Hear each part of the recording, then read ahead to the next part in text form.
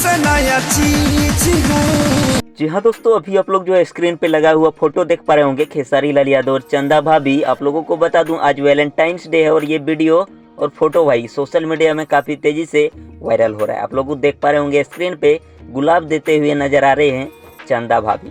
आप लोगों को बता दूं ये खेसारी फैंस के द्वारा एडिटेड फोटो है।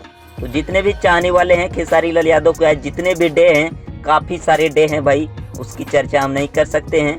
फिलहाल सभी डे की हार्दिक शुभकामनाएं है स्पेशल खेसारी फैंस के लिए। बहुत खुशी का बात है भाई, आज किसी भी टाइम आप लोगों को एक नए गाने का पोस्टर देखने को मिलेगा। जय करेजा 2 का पोस्टर बहुत जल्द। तो उम्मीद है कि खेसारी फैंस को वैलेंटाइंस डे के दिन भाई बहुत बड़ा खुशखबरी देने वाले हैं खेसारी लाल यादव। तो देखते हैं भाई कितना जल्द पोस्टर आता है।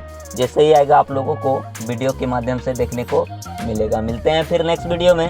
वीडियो अच्छा लगा हो तो लाइक कीजिए, चैनल पे नए हैं सब्सक्राइब कीजिए। थैंक्स फॉर वॉचिंग भाई, लव यू ऑल।